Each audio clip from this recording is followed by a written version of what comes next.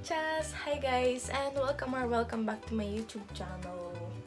So, for today's video, I'm gonna be making Kohakutou, which is isa sa mga traditional sweets or dessert or snack ng Japan. So, para gawin tong Kohakutou na to, we're gonna be needing 100 grams of sugar. Pwede naman siya kahit ano, pero gusto ko white sugar para pwede ko siya malagyan ng ibang color na gusto ko. And Kohakutou, which is agar-agar. Ayun, yung parang panggawa ng gulaman, ganun, mga gelatin. And 100 cc, 100 ml of water, tsaka food coloring. Ito kahit anong food coloring. Or pwede rin namang wag nyo nalagyan ng kulay. Pero ako kasi gusto ko siyang lagyan ng food coloring kasi yung Kohakutou para siyang crystal. So, ayun, tinatawag siyang edible crystal. Kasi, ayun nga, yung outside niya para siyang crystal. Pero yung loob niya jelly, ganon. So, ayun, let's start. So, first, mag-prepare kayo ng lalagyan na pwedeng gamitin sa microwave.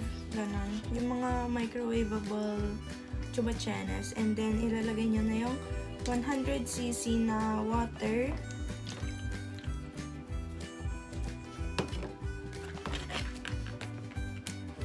Tsaka, 2 grams of agar-agar or yung Kohakutou.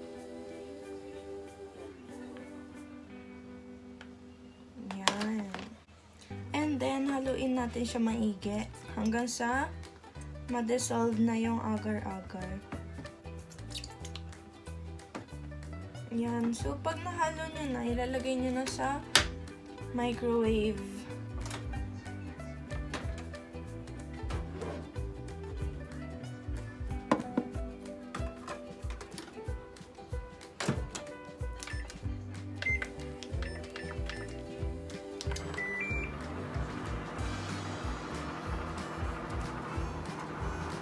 After nyo mapainit yung agar-agar and water na mixture, i-add na natin yung 100 grams na sugar.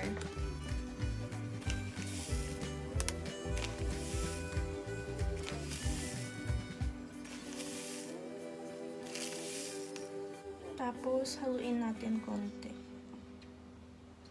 para matunaw siya.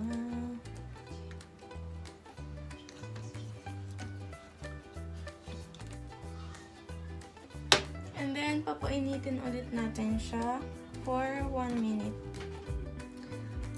Okay guys, so after nyong mapainit, lalagyan nyo na siya ng oil. Yung lalagyan na ipang ano nyo. Ano daw? Basta kuha kayo ng ibang lalagyan. Tapos lagyan nyo ng oil para hindi siya gaano dumikit mamaya pag kunin na. And then, ililipat na natin siya.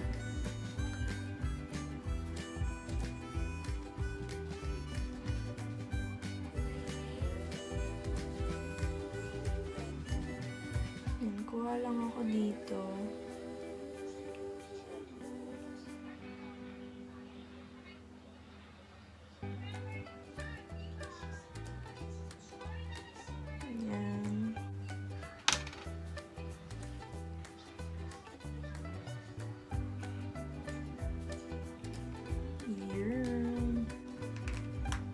Kaya natin siya i-mix.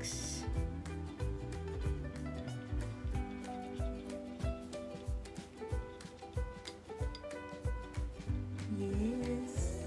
Kita niyo po? Hindi niyo pala kita. Ayan.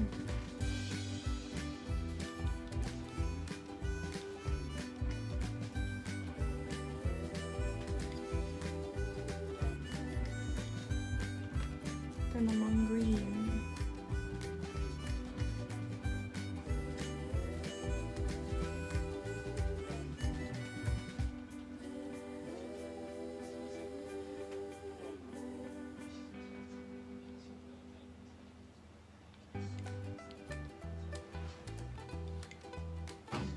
Yan guys. So, after nyan, ilalagay na siya natin sa ref and we'll wait for 2 hours.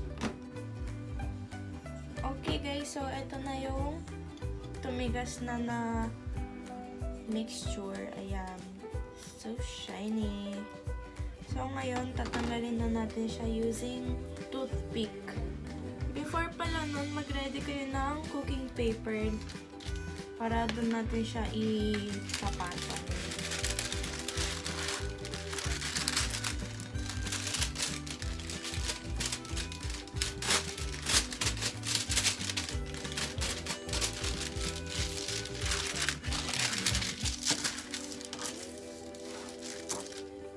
Okay.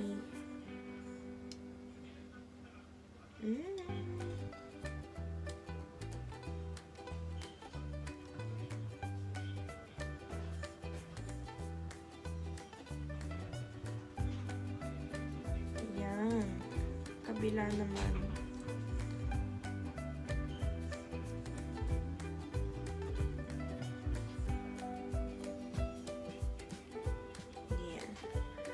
Okay.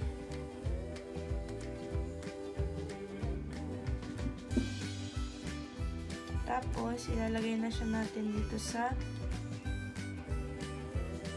paper. Sa part na to, okay lang kahit ma-break siya kasi puputulin talaga natin siya mamaya. Ayan, patong lang natin siya.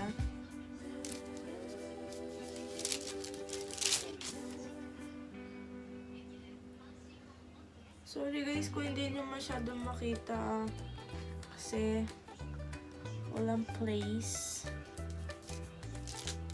Ayan, dikit-dikit na lahat, pati yung toothpick. Okay, so pag nalagay nyo na siya sa cooking paper, pwede nyo na siyang putol-putulin or kumuha kayo ng cookie cutter. Ganyan. Tapos, isi-shape out na natin siya. Oh, shape out.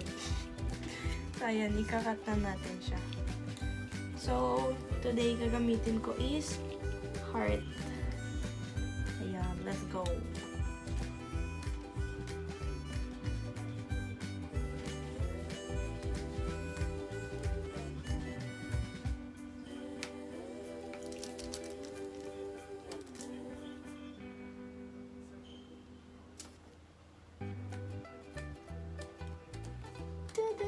Ay. Tada!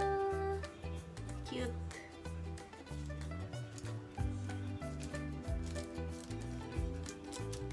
Ayan. So, ganun lang. Tuloy-tuloy lang. Hanggang sa makabuo na tayo ng madaming ganyan. Tada!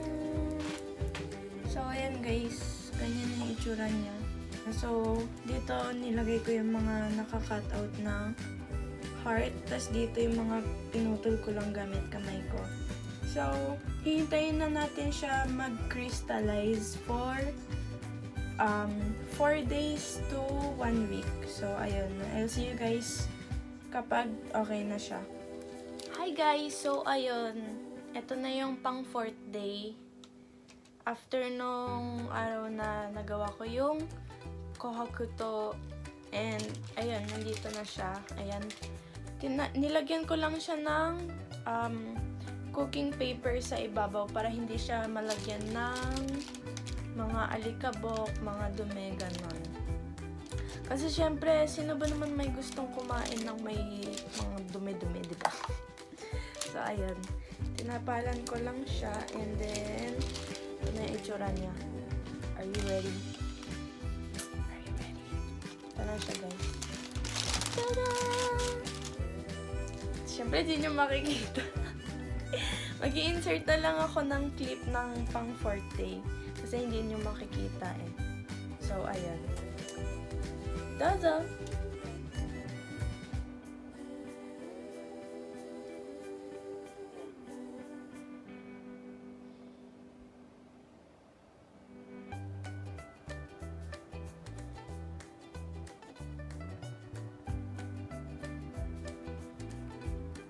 So, ayun na yung pang 4th day. And, ayun. Pakinggan nyo guys, pakinggan nyo. Kuha tayo ng isa. Diba? Para na siyang bato. So, let's see kung success pa ito.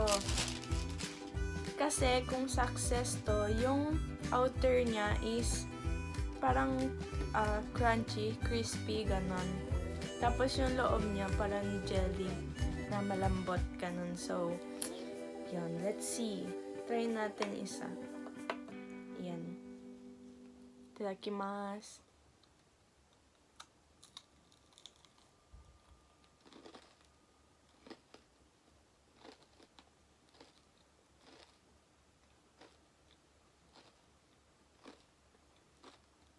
So guys, ganyan yung itsura ng loob niya.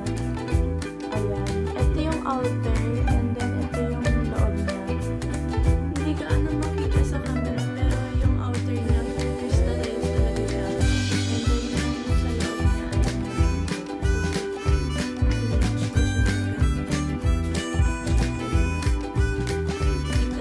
para siyang gummy. Parang gummy yung loob. Yung gelatin. And yung outer is crunchy.